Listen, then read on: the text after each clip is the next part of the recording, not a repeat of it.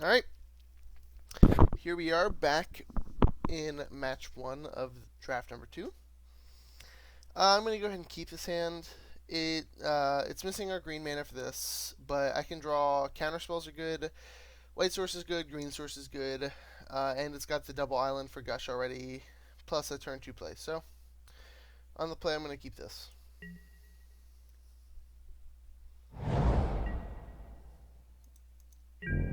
I was on the draw. I honestly thought I was on the play. It's no big deal. I still think this hand is good. It would change my play slightly, but I'm probably still just always going to play out Seeker on turn 2. If I draw Counterspell here. Obviously, there's no question if I don't. Well, I could play Impulse, but I think that's just worse than playing Seeker.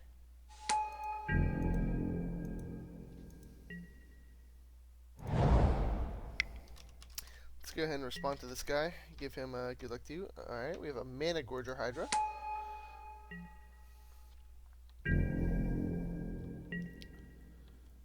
So that's an interesting one.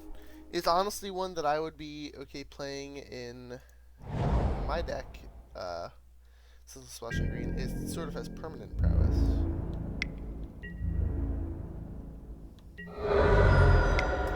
Yeah, I'm gonna go ahead and play Soulfire Grandmaster.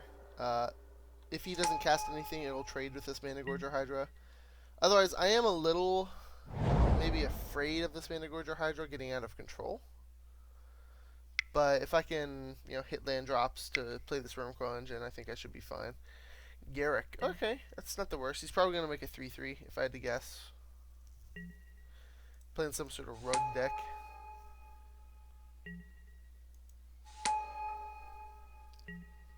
Let's see what he does with Mana-Gorger Hydra. He's just leaving back on defense. Okay. So we have a Gideon. Still unfortunate I didn't hit my land drops. I'm gonna go ahead and main phase this Impulse to try and hit a land drop. Yeah. Always yield. Always yield.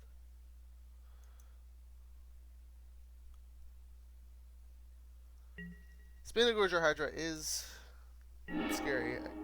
I'm not a huge fan of it. Alright, so I'm gonna go ahead and take Savannah here. Enables a green splash, lets us hit our land drop. So unfortunately we're getting rid of 3 good spells with it, but can't win them all, I guess. Yeah, and I'm just gonna pass turn.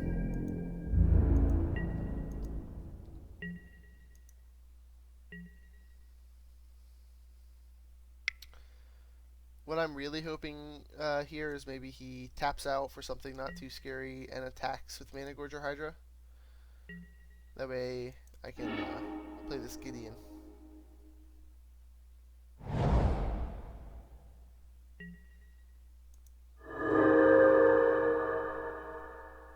Also requires drawing a land, but... Well, I can always play it using Gush, but...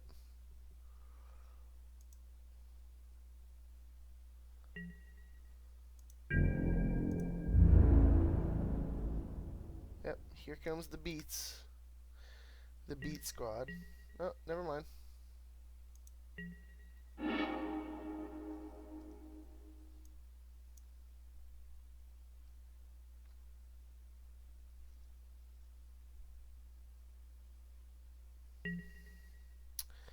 Alright. So here, since he's continuing to do nothing, I'm going to leave up Mystic Snake, and if he doesn't do anything, I can always end of turn Gush.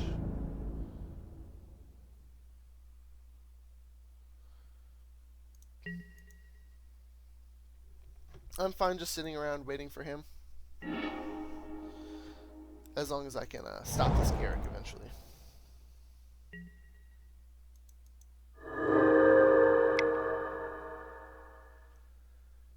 Let's see, Worn Power Stone, yep. Let's see if maybe he has a 5-drop to follow it up with Garrick.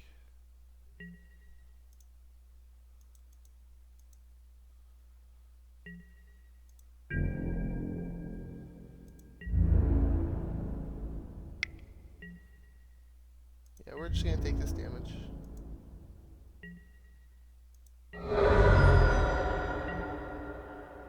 And I'm gonna end step, alternate casting cost this Gush for 5 mana.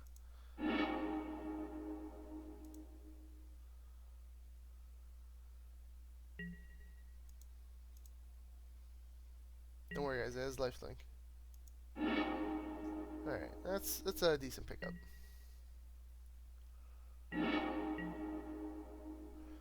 Alrighty. So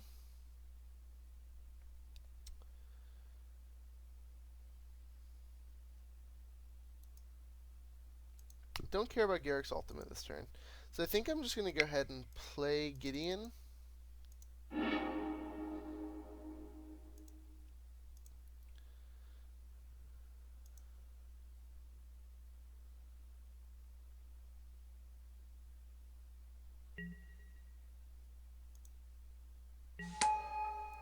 And we're gonna minus Destroyer's Managorger Hydra. And once again, stay back on defense. Next turn, we can start dealing with his things. If he plays, really the card I'm scared of here might be Genesis Wave. He could do that for, it looks like 5, 6, 7, 8 with that land drop. And I know it would hit him at least one permanent based on Corsair of Grufix. But I think other than that, any like huge creature he plays here, we can deal with Council's Judgment or something like that. So, well, he is indeed playing something huge here, it appears. Yeah, Ulamog. Ulamog is fine. I guess the worst case for us is it. So he's a String Seeker. Yeah, that's super good for us. Because we get to kill it with Council's Judgment, so.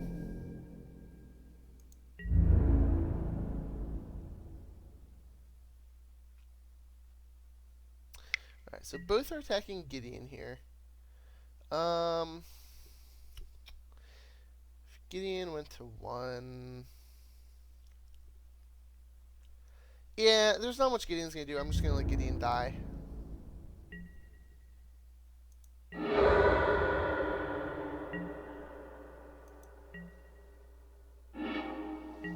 Ooh. That's a good one. That's good for us. So we get to play Phantasmal Image, and then Council's Judgment his Ulamog.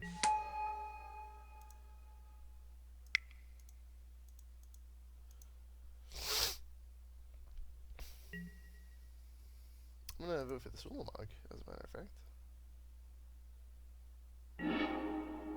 Alright. Ulamog is now exiled, and Sylphire Grandmaster is gonna come into Beattown versus Garrick.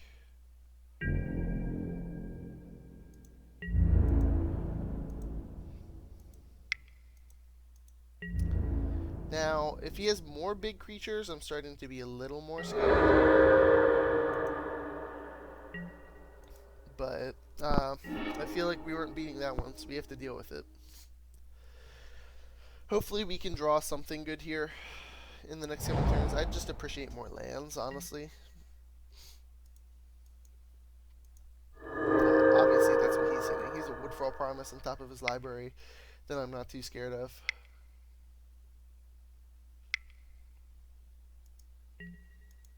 Batterskull. Okay, yeah, that is acceptable.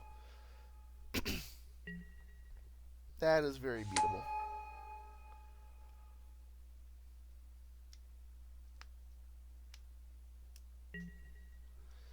And he'll make a 3/3. Okay.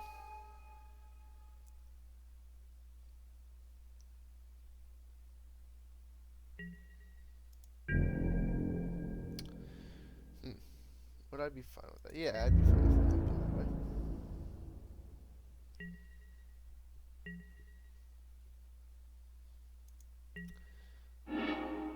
So I'm trying to think here what might be the best outcome for my attacks. Because I know he has Woodfall Promise on top of his library, which I want to leave Mystic Snake up for. But I don't think I can just let him sit here doing things.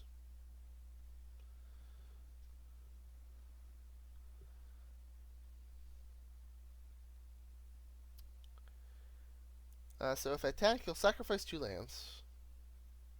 Maybe triple block. And then he'll equip Batterskull to Courser.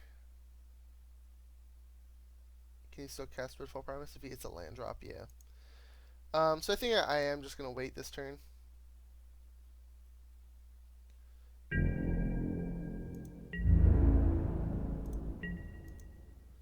And that way I can, this turn, Mystic Snake his Woodfall Primus. And then untap, Snapcaster Council's Judgment. And go from there. Alright. And green. Hiss! Hiss, said the snake.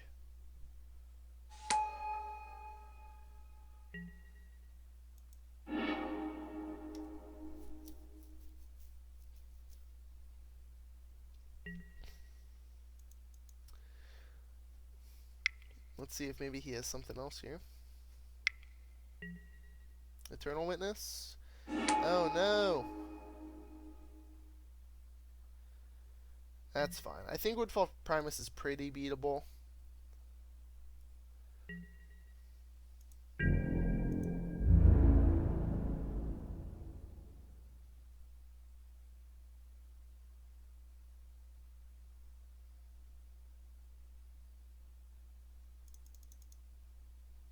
Yeah, you don't have good attacks here, buddy. You should probably just hang back. Oh! In comes the crowd. That's not what I was expecting.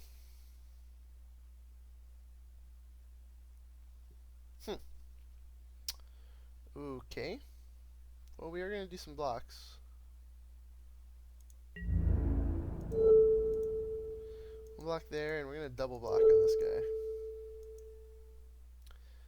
I don't know what he could have here.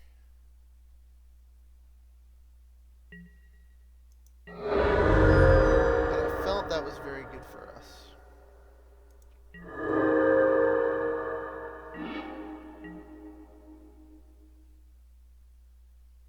Day of Judgment, okay.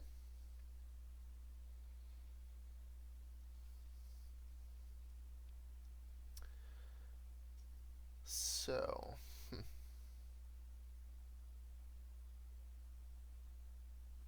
playing Hedron Archive would put us in the position where he just destroys that with, I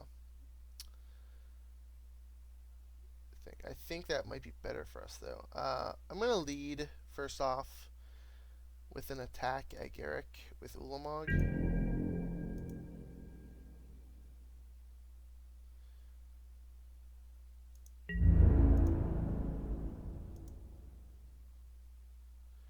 I'm going to go with both creatures.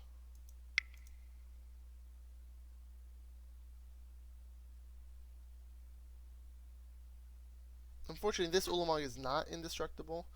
Otherwise, I would just... oh, this one is indestructible. I'm an idiot. Oh, my lord. I don't think Day of Judgment is the correct play, though.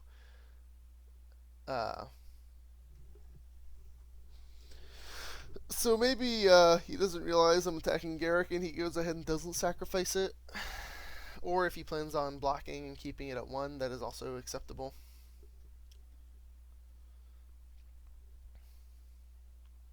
And he's thinking about sacrificing Eternal Witness. There we go. He's going to sacrifice Garruk.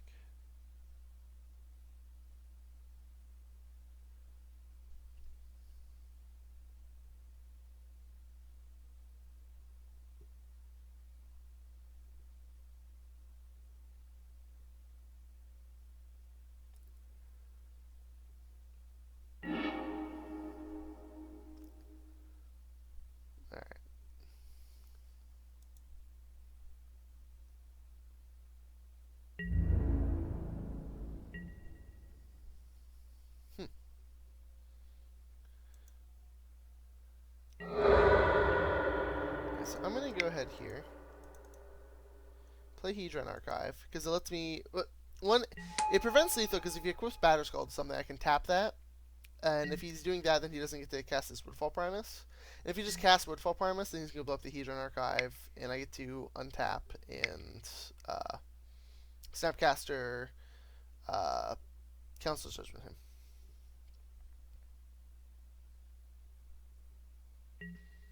But I think this will bait him well enough into doing this that I'm just going to generate a lot of time over him.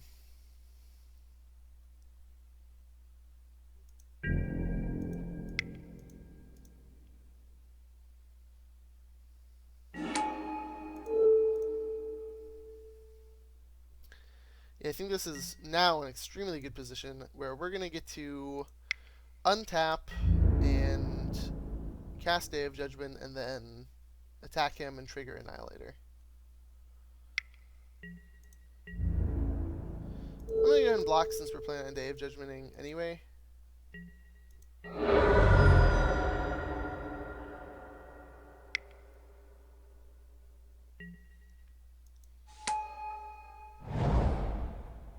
Alright, so his last card is Woodfall Primus, and obviously we know we're going to make it so we cannot cast it. And we drew a land, which is excellent. So let's go ahead and cast Day of Judgment. And beat in there.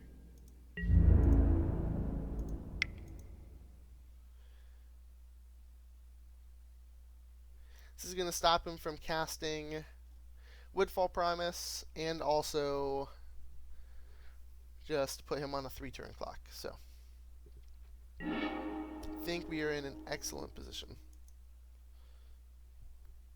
Even if he draws land here, he cannot cast Woodfall Primus, so...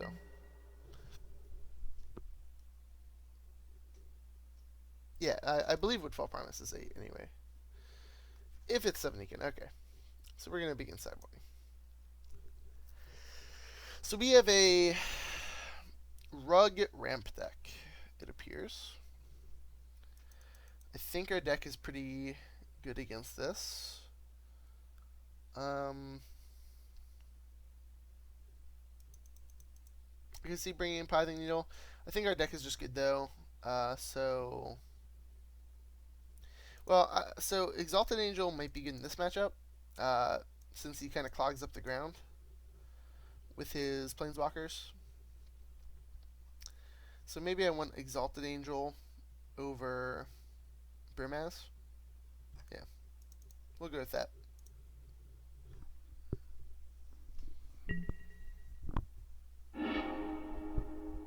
Ooh. Sand is fairly risky. I'm going to keep it. I'm on the draw. I can mana drain into a Hedron Archive, which I think is pretty powerful.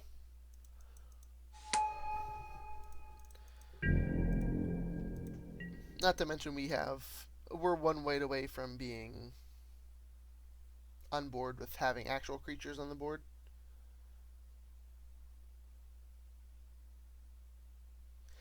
With this hand, though, I believe I'm just going to attempt to keep up Counterspell at all times. This is not a turn 2 jam Seeker of the Bay hand. Especially when he is drawing a Tree Speaker out.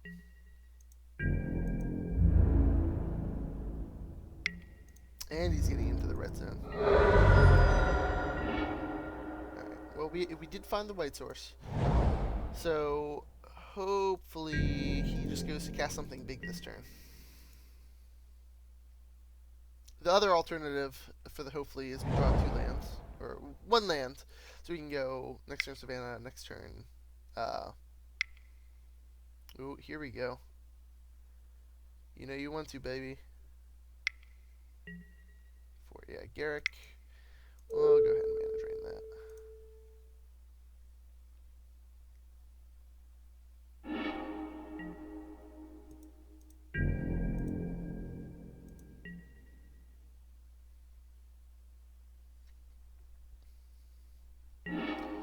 This is pretty incredible for us.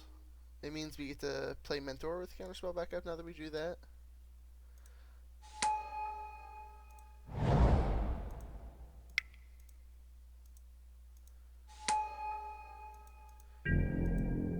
Yeah, we're basically going off now.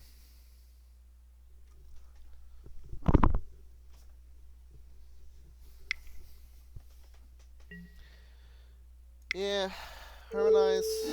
I don't like that either.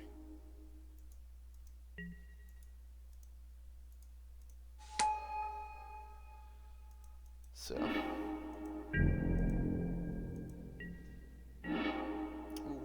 White Source was incredibly good there.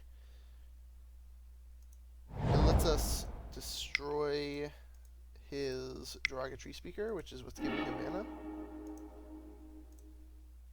as well as generate prowess triggers.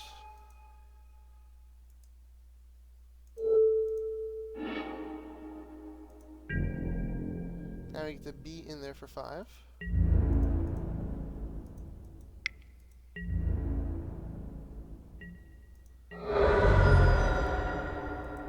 And I think this is a good draw for our deck. Final Shaman, okay.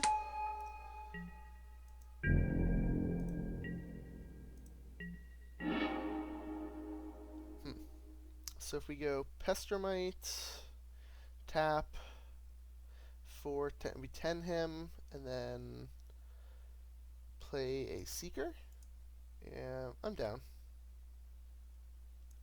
I don't think there's much he plays that punishes us.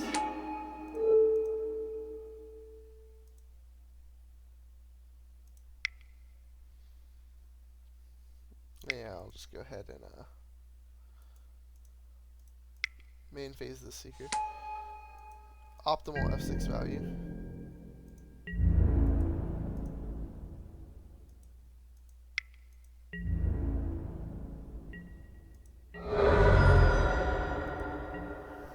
Alright.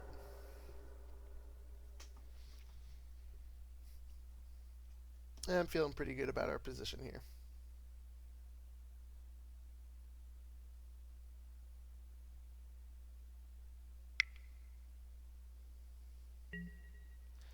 Sower of Temptation. Yeah, that doesn't really do much.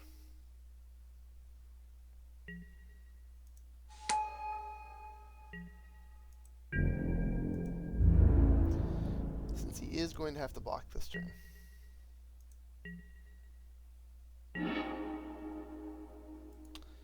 Alright, well, okay, so let's just check our mana. We need 2, which means we can pop Hedron Archive pretty safely.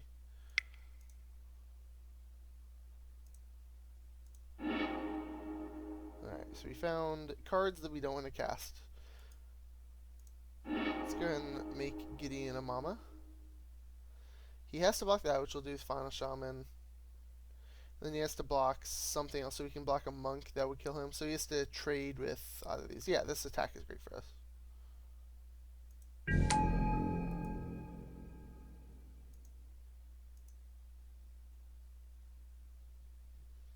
Looks like he figured that out as well. So I guess I will see you in the next video.